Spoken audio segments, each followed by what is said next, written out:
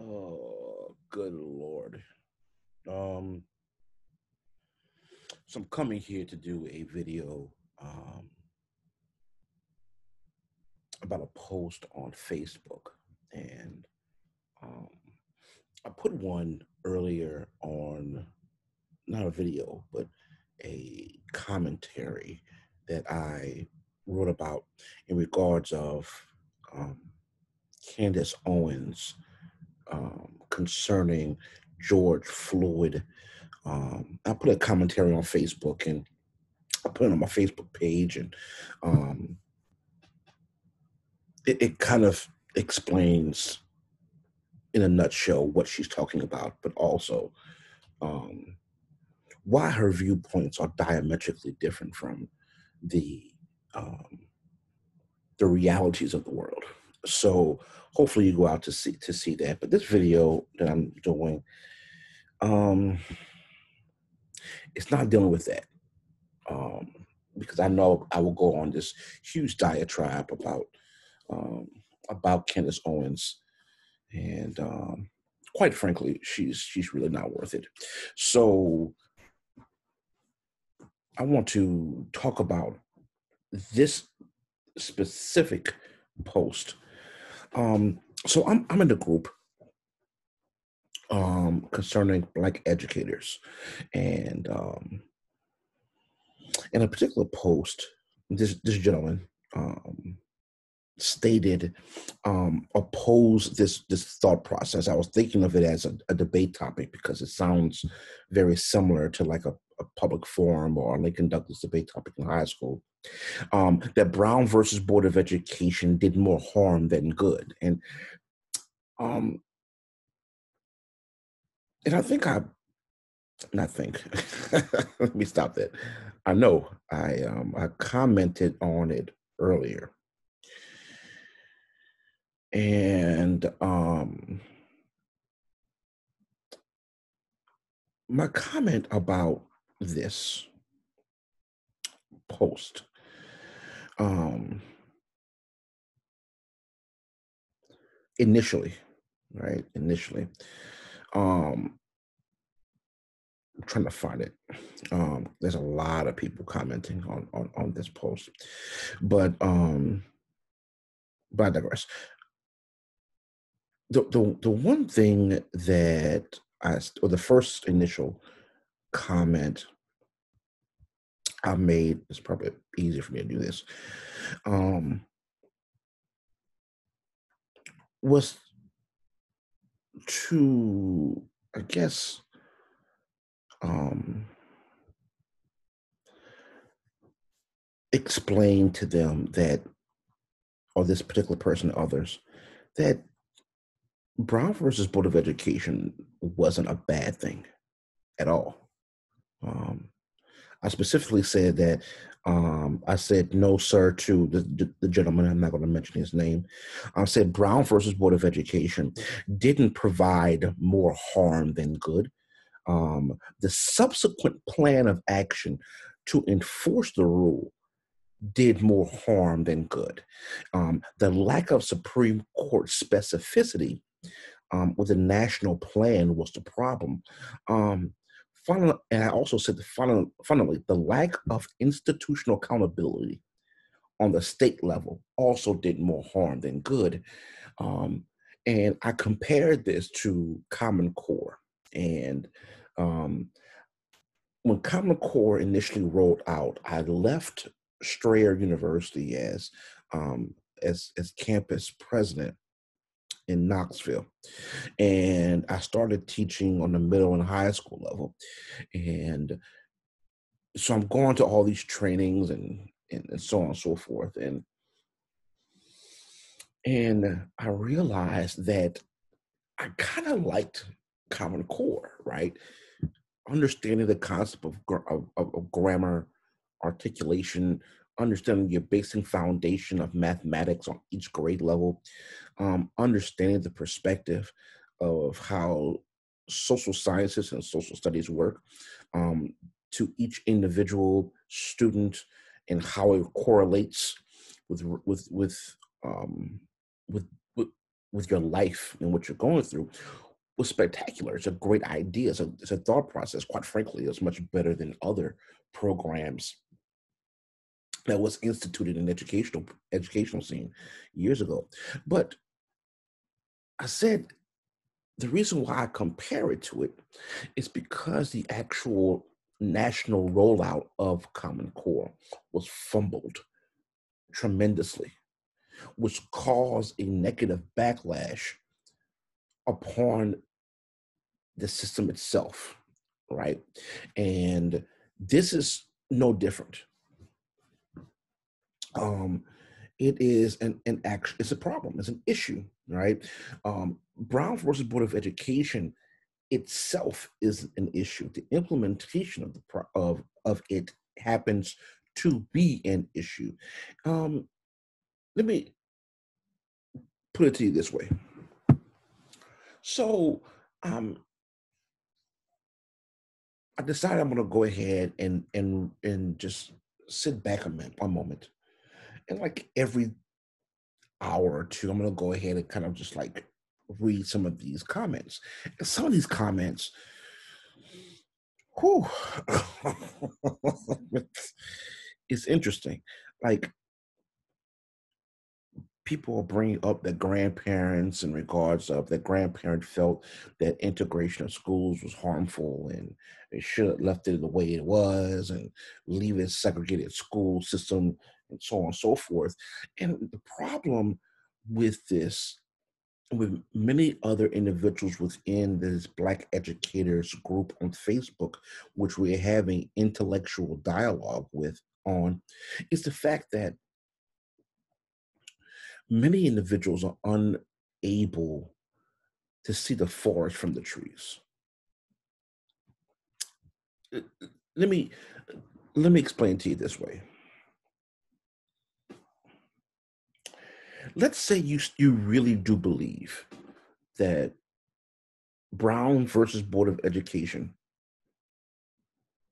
was the start of the denigration and downward spiral of Black education and Black intellectualism and Black intelligence. Let's say you honestly believe that. Okay. One, you're looking at things incorrectly. It's the best way to look at it, to say it.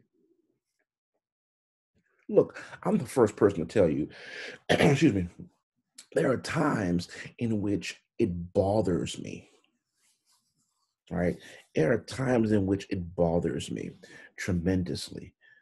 Um, the way education is viewed now and the way that many of our young Black male and young Black females are being treated in the educational system.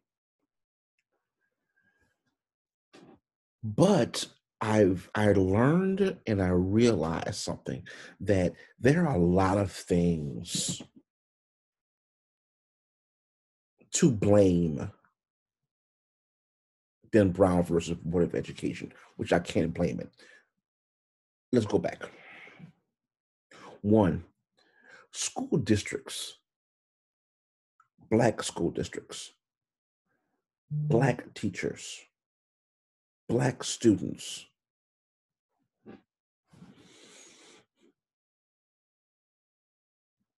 they were they were taken advantage of by the white school districts.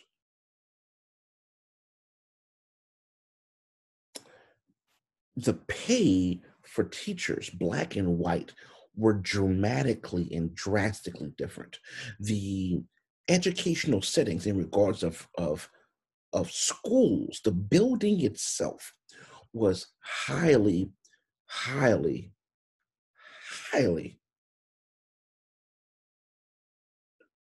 tilted to one side versus the other. The educational tools, the manipulatives that white teachers were given as opposed to Black teachers were night and day. pardon the pun. It is absolutely, unequivocally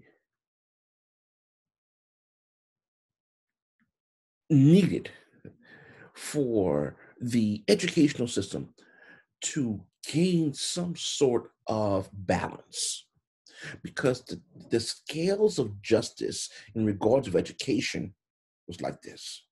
It wasn't, like this. I mean, it was like this, right? So you can't. You it's That's the first thing. It's not feasible. We all know that the educational system, specifically underfunded schools, black schools, underfunded teachers, treated students unequally. Um, the manipulatives were lacking. The building lacked basic needs, like a restroom, a water fountain. You know, um, the basic necessities that a school needs, a head office. You know, it's think about it. Too. While there were a few HBCUs around in the late 1800s, early 1900s, keep in mind that many HBCUs, like my alma mater, Alabama A&M University, um, other schools in regards to like Southern University, um, Grambling, um, you had other um, Eastern schools like Hampton and North Carolina Central and North Carolina A&T and so on and so forth. They were pumping out black thought leaders, but weren't pumping them out fast enough in regards of the education field, right? To be teachers and educators. They weren't pumping them out like that. They didn't have enough black advocates in the educational sector to bring it about. So why not? Why aren't we even thinking of that? At least within this group, right? The third thing is that you don't need to blame Brown versus Board of Education. Hell, you might as well go back and blame Sweat versus Texas case. You might ask yourself, what do you mean by Sweat versus Texas case? I'm glad you asked. See, Herman Sweat um, graduated with honors, all A's, from a local college, um, and he wanted to become a lawyer. He applied to University of Texas in Austin, which was the premier educational center to understand and to grasp law, but not just that, to practice law in Texas. UT in Austin, the main campus, of course, was it. It was the premier university. I don't know if you know this, but back in the early 1900s, Texas didn't allow black people to do a lot of things, specifically going to grad school. So he must would apply. He knew he had the credentials. They rejected him. So he sues the state of Texas. Because keep in mind, the state of Texas is in charge of University of Texas at this time frame. So he sues Texas, goes all the way to Supreme Court. Supreme Court says you must have equal facilities, dialogue, um, manipulatives, educators on a graduate school level to become a premier citizen of the United States in a professional setting. That was a Supreme Court case. And it gave African Americans the opportunity to go to grad school in an environment that was with PWIs. Keep in mind, a lot of HBCUs didn't necessarily have the U at the end, right? The actual university. They were mostly colleges. Um, like my alma mater, Alabama A&M University, used to be, state college for Negroes in Alabama. So it was a college. It dealt with undergraduate studies, specifically around education, agriculture, primarily, and the sciences. And then it started to grow further from that point on. Same thing as Southern and Grambling and North NCCU. Heck, Delaware State was the same way, right? So we can go on and on this. So don't blame Brown versus Board of Education. You might as well blame Sweat versus Texas. By the way, some of the people in this particular group didn't even know Sweat versus Texas. That's another problem. But let's go further. The fourth thing I said, that if you blame integration of schools for the problems that many of our Black students are going through and Black educators in urban schools are going through, then you might as well go ahead and put blame on the late great Charles Hamilton Houston and Thurgood and former Supreme Court Justice Thurgood Marshall. Might as well. Like you might as well put blame on them for fighting for educational equity for Black students. I mean, you might as well. I mean, you technically stating that. And I don't think any self-respecting Black or brown body would literally tell you and me that I'm going to put a blame on two of the most important, powerful, influential Black men to help the Black race. Not feasible. Then I talk about the concept that if you blame, you don't need to blame Brown versus Board of Education for educational issues. We need to blame the Supreme Court for not providing any specificity in regards of integration of the lower schools, such as secondary, middle school, and elementary schools, similarly to the way they provided a game plan or a plan of action to integrate universities in regards of professional degrees specifically. I mean, Supreme Court did that. And look,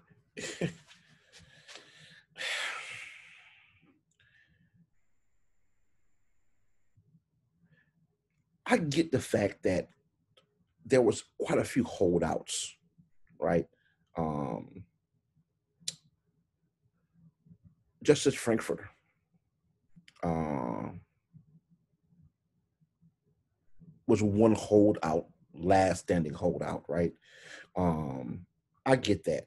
I get the fact um, that you had a situation where the previous um, Supreme Court justice head figure, if you will, passed away, and you had then come Earl Warren from California, who was a politician with law degrees and a very intelligent man, who came in and became the chief Supreme Court justice. I get that, because you had a turnover. I get the fact you actually had some advocates in the manner of Hugo Black um, and Douglas. I get that fact, right? And I get you had some holdouts like Clark and Minton. But Brown versus Board of Education of Topeka, Kansas provided a blueprint in other subsequent court cases. Many of these Supreme Court justices were definitely afraid of the South having an uprising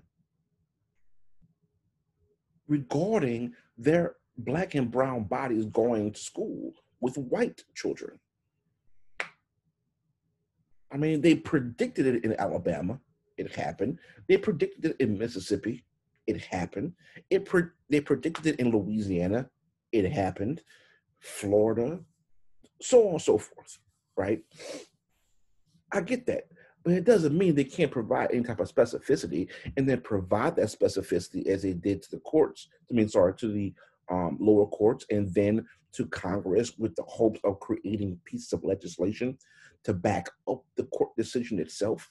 They didn't even do that as they did with the Sweat case, and they should have done that.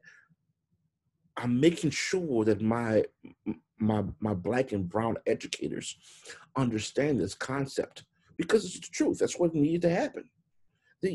And finally, I stated that if we're going to, we don't need to blame Brown versus Board of Education. Let me tell you who we should blame: us, us. And let me explain that. There aren't enough black and brown people throughout the United States that are consistently running for school board offices or for school board seats in their respective districts. Not enough of us. Like building a strong coalition within the district they live in and to run for office to take control of the school systems. I mean, that's truthful. That's truthful. And excuse me, and we can't be taken back by truth. We can't be like, whoa, that's too much. I'm not gonna put blame on Thurgood Marshall. I'm not gonna put blame on Charles Hamilton Houston. I'm not gonna put blame on Sweat versus Texas. You should. Don't blame a court case because a Supreme Court case that's much more impactful in regards of it deals with a much larger community like Brown versus Board of Education, because without the Herman Sweat case, we wouldn't have Brown versus Board of Education. Without the strategies that was implemented by Charles Hamilton Houston and Thurgood Marshall and other lawyers that helped in the NAACP, we wouldn't have Brown versus Board of Education. Like,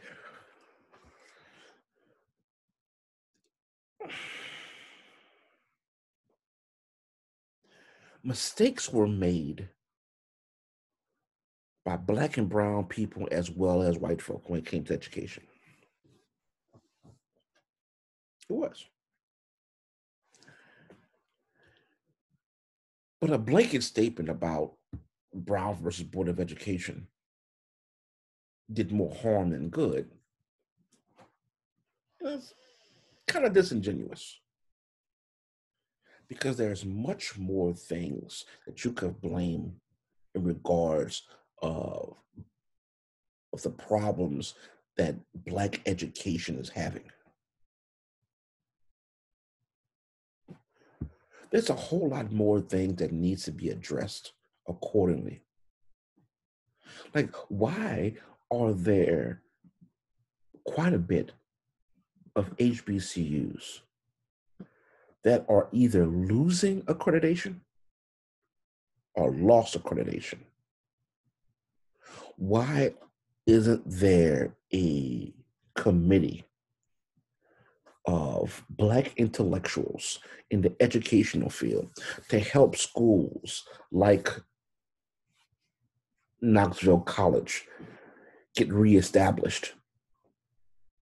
Knoxville College was one of the most influential HBCUs in the country as it pertains to dishing out educators and and dishing out individuals within the social science fields. You know,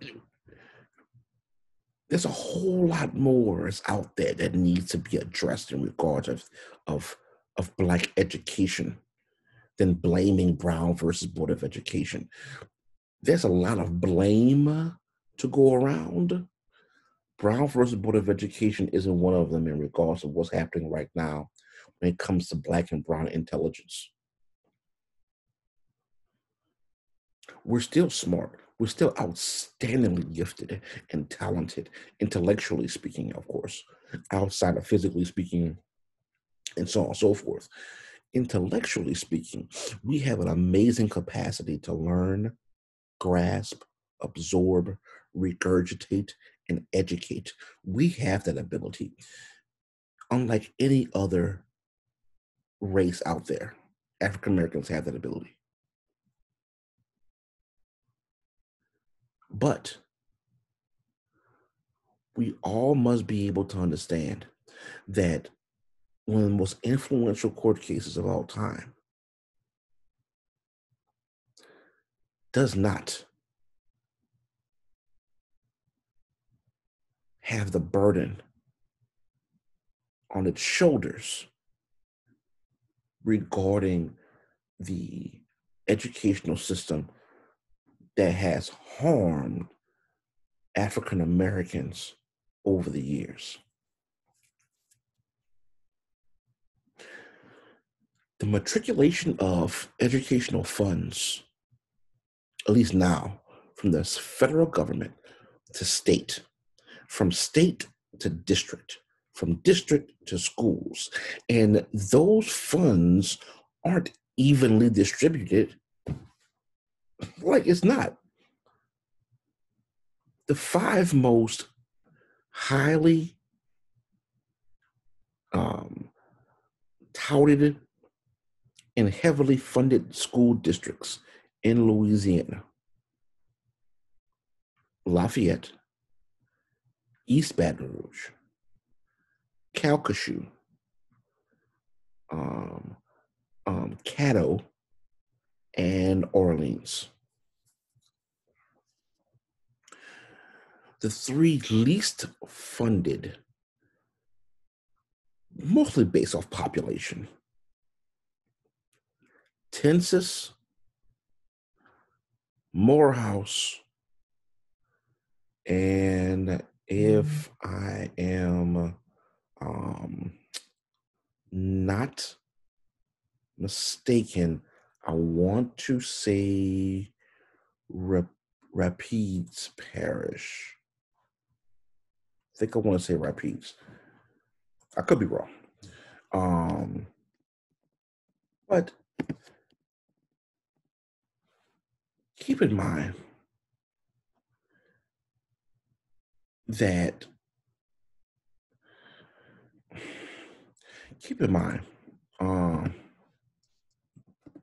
that money is not distributed equally.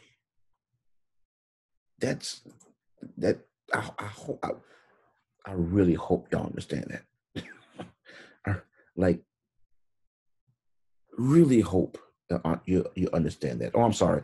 The other least funded isn't Rapides. I apologize, Rapides. That's not the case.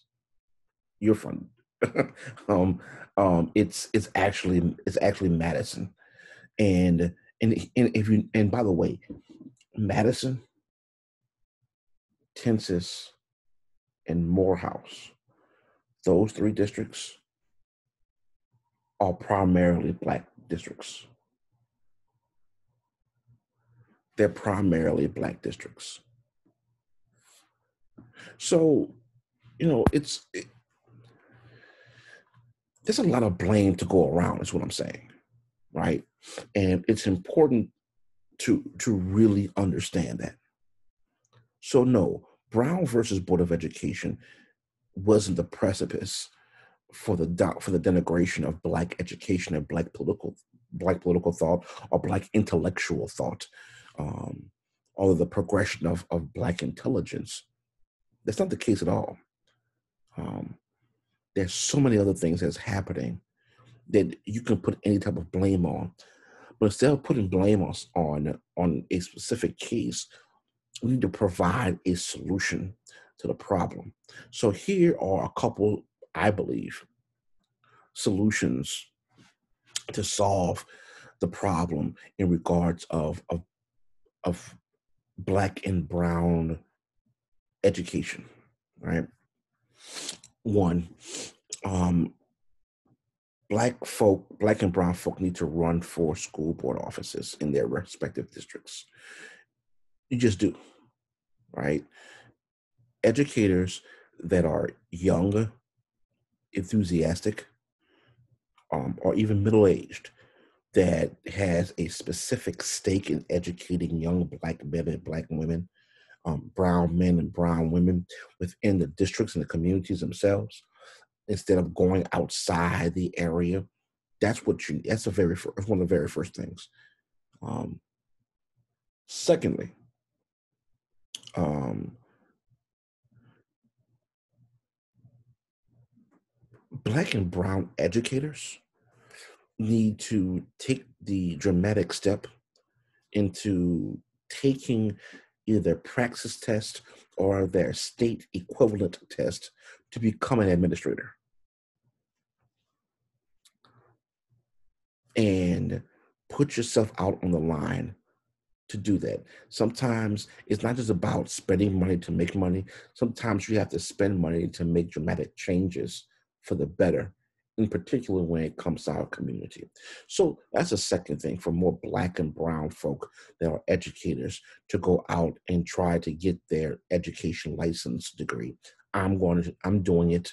I know a lot of other black folks who I know personally, who I respect personally, um, who have great admiration for, have done it and continue to do it. That needs to be happening in droves. Third concept is that every single HBCU that's out there need to have not just an elementary education program. You must be able to have a program specifically dealing when it comes to secondary education, such as middle school and high school. There are almost every single, I say almost, every single HBCU has an education department, and the education department specifically deals with elementary education. There are a huge percentage of HBCUs that do not deal with secondary education. Um, that is a fundamental issue. Once I think if I did my calculations right, uh, there's over a 58% of schools, HBCUs, do not have a secondary education program at all. That needs to change. You must have a secondary education program. The next, the, the next solution to go about this is to heavily go out and recruit. These HBCUs need to put a lot of fundamental foot soldiers on the grounds to recruit as many young men and women to their university, specifically when it comes to education, right? And it's super important also, even for those who don't really want to teach, but later on have a opportunity to teach, to guide students within HBCUs by saying, hey, you have this specialty, you you can utilize this specialty if you wish to educate young men and young women like you want to be educated yourself, to do this, whether it's dealing with music, theater, English, history, um, um, psychology, or so on and so forth. You can translate your education into a licensor, and that needs to be set up with the students themselves as well, to let them know that, hey, a lot of individuals don't go out and do what your has. For instance, for me, it was political science, right? I worked on a couple campaigns here and there, but eventually the calling came to me to educate. So that needs to be also uplifted as well. Another solution to solving the educational woes within our Black and Brown communities and school districts are to are for those HBCUs to build a program with the school districts they lie in, so those school districts that have hiring fairs are able to pick from the amazing young men and women that learn within their school, that particular school district, that's tied to that university, can work together, and therefore now you have a pipeline of intelligent, thought-provoking, passionate educators and individuals to educate our students. Um, Next concept is, if you have a good solid team, you're a very good grant writer, and you really want to make a significant change for the better. Write grants, co- submit a proposal, do your due diligence to open up your own school with amazing oversight. It's a long process. It's tough. It's tedious. It's hard. It's so hard. It's draining. My mentor is doing it, and he's doing such a great job. He's going to open the doors next year, next school year. It's going to be great. His mission is so impactful to help young men within the community grow to become strong, productive men within their within society and their communities, and to give back. That is his mission. He's doing just that now, and it'll be and you can do that as well, if you have the the vision to do that, the patience, um, good grant writing opportunities are available out there to do just that. There's so many other things to really change the way education for Black and Brown people can be viewed and solved so many other ways. But that's just a start. Um, so to all my people who are going to be listening to this video and and and hopefully hearing it from beginning to end, please note that there are so many other things that we can do than to blame Brown versus Board of Education as it pertains to our educational system and the progression of Black thought and Black intelligence. There's so many other ways to go about doing it than just to blame. It's one of the most powerful court cases ever known in the world, much less the United States. We need to provide solutions to the problem as well. I provided a few. Hopefully, you know a few others that's out there as well. Um, but it's so important um, that we recognize the faults and try to solve them accordingly. So, with that in mind, please stay strong.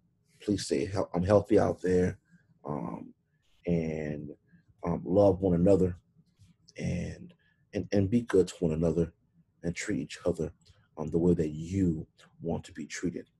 Um, God bless you all, and pray for our Black and Brown bodies that are um, being harmed each and every single day. Um, that have um, that lost their lives to police brutality, um, to men and women in blue that have abused their power. Um, Not all police officers abuse their power, um, but make sure that we really love one another, take care of one another, do good by one another, and really be our brothers and sisters keepers. All right. Thank you all. Blessings.